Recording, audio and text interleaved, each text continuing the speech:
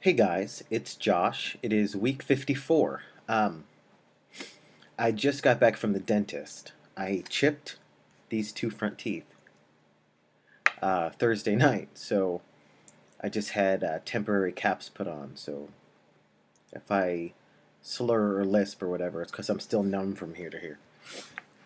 This week's topic I'm actually surprisingly excited about. It is about your father. My biological father and well, he's dead, so there's that. We never had a good relationship. He's not really worth talking about. He is the man that impregnated my mom. I'm thankful for his part in that, or I wouldn't be here. Um, I'm thankful. I'm thankful that he's at peace, and I am too. Um, Moving on. My stepdad and I. He has been with my mom like 25 years, like probably longer. 26, 27, I don't know. A long time since I was a kid. Um, we didn't get along. When I was young, we got along great. When I was a kid, like before the age of 8. The age of 8, we stopped getting along until a month ago. Seriously, literally a month ago. So we haven't spoken in over, in 20 years. It was always a very strained relationship, very emotionally and verbally abusive on both of our ends. We were both animals. When I got sick last month, I knew that I was really sick when I opened up my eyes and he was there at my bedside. Um, and I could just see it in his face that he was worried. He was teary eyed and he was holding my hand. He kissed me on the forehead, um, covered my toes. Um, just, he was there. And that's more than I could ever say before. I almost lost my battle with post ERCP pancreatitis, and gallstones and, you know, liver failure, kidney failure, pancreatic failure. And that's how I chipped my teeth. um, Back to my teeth. My pancreas is still malfunctioning. It's functioning at about 40%. So my blood sugar can either spike or drop because your pancreas is what regulates the insulin throughout your body. I'm not a diabetic. At my heaviest, I was borderline diabetic, but I'm not a diabetic. Um, the other night, Thursday night, I went upstairs to go to bed and my blood sugar dropped to 27 and I passed out. And I face planted or tooth planted the counter in my bathroom, knocking out my two front teeth. So those are temporary caps until I get my permanent caps in a month and $1,000 later. Um, but he was there when I was sick. He didn't come up to ICU, and I'm thankful for that. I didn't want him to see me that way. But he did come up before and after. And when I got sent home from the hospital, he took good care of me. Mom brought me to her house, and he changed the sheets and made the bed so I could lie down. And he hasn't gone back on that. I was so worried that once I got better, he was going to go back to being the way he was, and he hasn't. And just today, being that I haven't worked since March, I'm kind of broke. Um, and my teeth are going to cost $1,400. And they wanted just my caps alone are 500. 14 if they have to do a root canal. They don't think so. I'm telling them no. So then just 1,000. Either way, they wanted half of the whatever. It ended up being a little over $200 that I don't have, and they wouldn't have done it if I didn't pay them. I called my mom, and she didn't really have it. They have separate banking accounts, so she didn't really have it, and she asked me to call him, and I was so nervous. Because, mind you, we just started talking again. But I called him, and he didn't even hesitate to pay the $207 right now. I mean, of course, I'm paying him back. I wouldn't dream of not. But it feels good. I'm almost 30. I'll be 30 in November. And I'm finally feeling what it's like to have a dad. And it feels awesome. Um, He trusts me enough to do his invoicing for his company. I have a stack like this right behind my computer, um, invoicing for him for his business. He owns a plumbing company. So I'm going to talk about the good stuff about Pete, my stepdad. He is one of the hardest working people I've ever met. Ever, ever. Like, his work ethic is ridiculous. Peter was born in Greece, where he's young. My mom, when she met him, she was 24. I was like 3, and he was, I think, just turned 17. So we're only like 14 years apart. I'm 30, he's 44. So that's probably why we bumped heads so much as a kid, because he was still a kid himself, and he wasn't ready to handle the responsibilities of having a kid, especially a kid. You know, my father, birth father, was very abusive. He was a drug heroin addict, and he was abusive towards my mother and sexually abusive towards me. So when my mom left him, I was a really needy kid, and I was annoying. I mean, I didn't understand what was happening, and Peter didn't understand because he was just a kid himself. So I'm not mad at him for it. Um, but he came from Greece when he was a teenager. He didn't speak English. He went to school. He learned English. He excelled. He worked from the. My mom met him at a gas station. He worked at a gas station, and I mean, when he was 16 or 17, and I've never known him to not work. One of the good things I can say about when I was a kid, I had really bad asthma, and it was really bad. And he took a job, an overnight job as a security guard at the local hospital in the ER. And whenever I would have an asthma attack, they would get me pushed in sooner before anybody else, because I was his kid. That is a good thing. He's always provided financially for us, and for my mom. He may not be the best personality-wise, but as he's getting older, he's getting more mellow, because he's, whatever. He doesn't have as much spunk in him with the work he does. So this guy, this immigrant from Greece, who didn't speak any English when he set foot on our soil, is now the owner of his own plumbing company that is tremendously successful in this area. It's just he's a one-man show. He works 7 days a week. He doesn't trust anybody else really to give the amount of care to his customers that he does. His customers love him. So he taught me what it was without really knowing. I mean, I have a lot of traits of his, the good ones and the bad ones. I have those. As for my transition, he doesn't understand it. But he sees now. Now we're talking, I've been in transition fully for 4 years. I've been on hormones 4 years. I had top surgery 4 years ago. And I've been living full time as Joshua for 4 years. He sees that I'm a more functioning person. Since then, I've gotten financially stable, other than this tooth incident.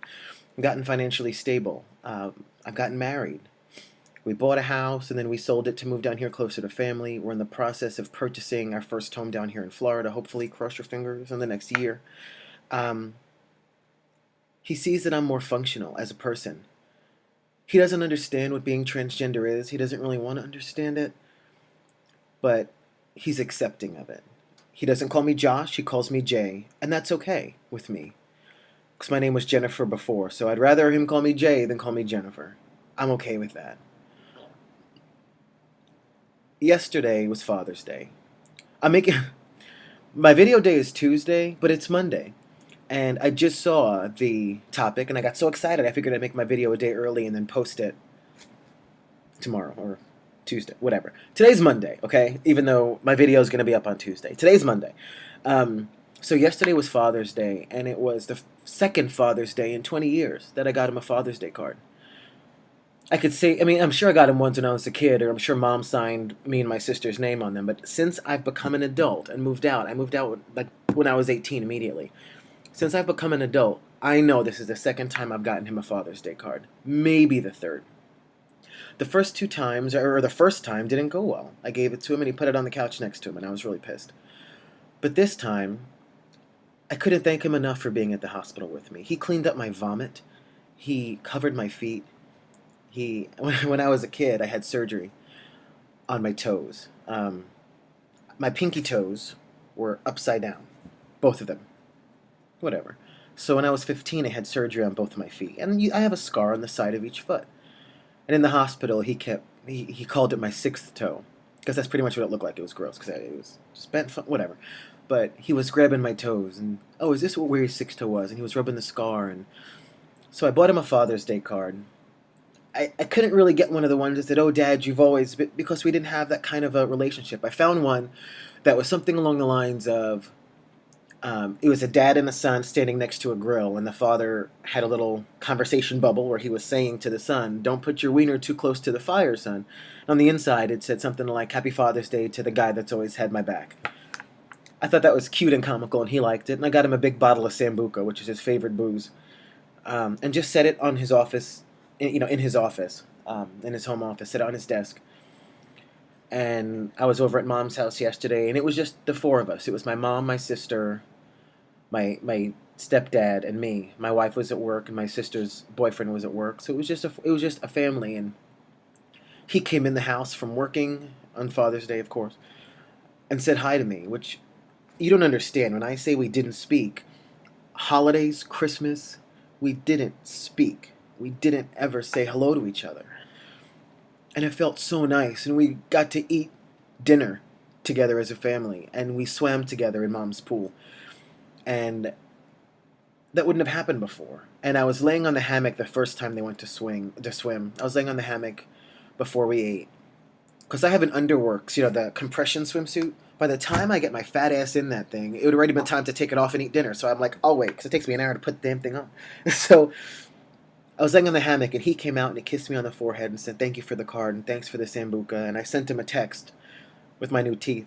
Thanks for my snaggle teeth. And I'm really excited about what the future's going to bring. I mean, I'm at the age now where I don't need a daddy anymore. But I'd like a dad. I'd like a friend. I'd like someone to go fishing with, or teach me how to plumb, or whatever he does. I'd like that person, and I think he's really becoming that. We're growing into that together. My favorite memories as a kid.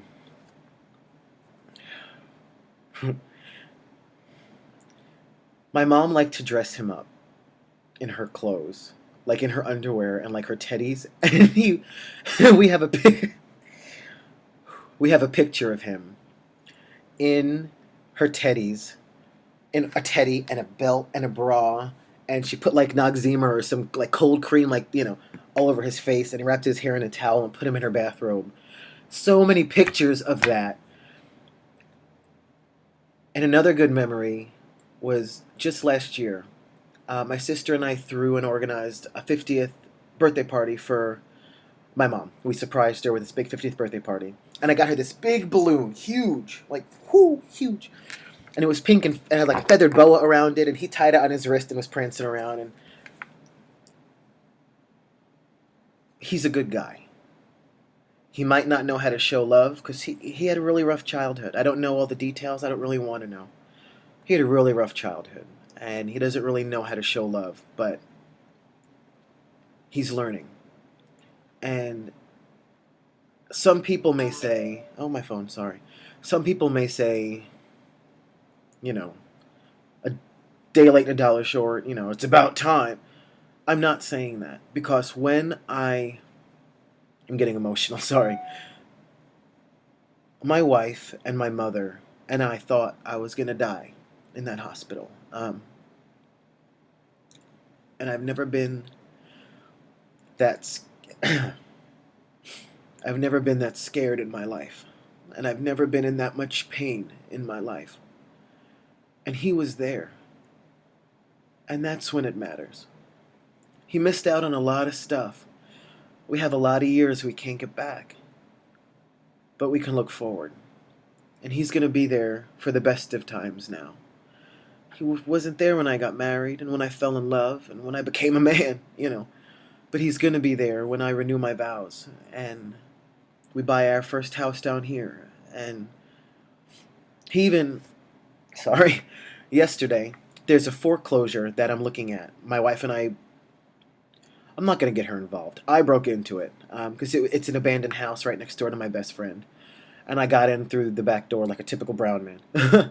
And we looked around and we really liked it. And it's selling for like $60,000, which is really low for a huge house. And I asked him, I said, you guys want to go check out the house? And he's a plumber, so he absolutely. And he came and he toured the house and gave me his input. And we looked at the water heater together. And I don't know what the fuck. I'm like, oh, it's a water heater. It looks good. I have no idea. But it's just those things that, even though he wasn't there when I was a kid, emotionally, he was always there physically. He was good to my mom, and he was good to my sister. Financially, he was good to me. I didn't ever want for anything as a kid. I didn't ever go hungry. My dad did that to me. My dad put the needle before me, put his heroin before me. Peter didn't know how to love me, but he showed me in other ways that he loved me. And I really thought I was going to die when I opened up my eyes and he was holding my hand and he had tears in his eyes. And he was just rubbing my hand so soft and he was so nervous. And he kept wiping his eyes. He was crying. And I thought, my God, I must really be sick. I was in a rollover accident years ago in a different city. And my mom had just had a hysterectomy. And she couldn't drive. And he wouldn't drive her to the hospital. That's how strained we were. So to see him there at my worst, I can never repay him for that. He held my hand. And to people that have a loving dad, that may be like, whatever, he held your hand. But to me, I've never had that. And to know that he was there, he held my hand, he helped me lay down and get up to go to the bathroom. He wiped my tears, and he cleaned up my vomit, and he covered my feet. And I'll never forget that as long as I live. So, that's my dad. And I'm really proud that he's my dad.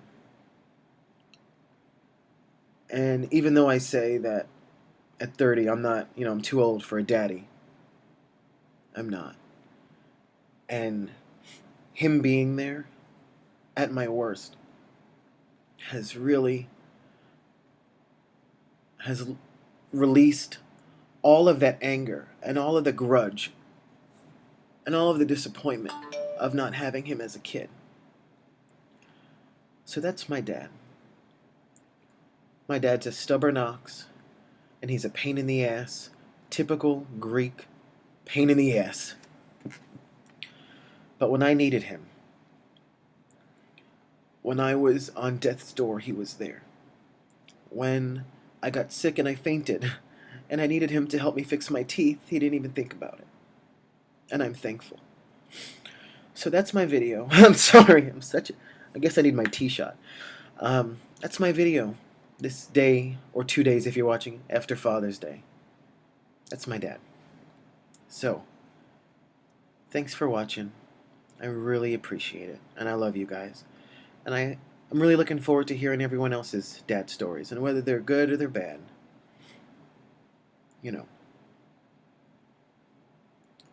We still have people in our family that love us. And now, instead of just one dad, I have two. I've got a great father-in-law. So I'm double blessed. And I hope everyone else is too. Thanks for watching, even though I can't feel my face. I feel like I have boogers. But I don't see any, so I guess it's the Novocaine. I have Percocet. So as soon as this wears off, that's going to happen. Thanks for watching. Namaste.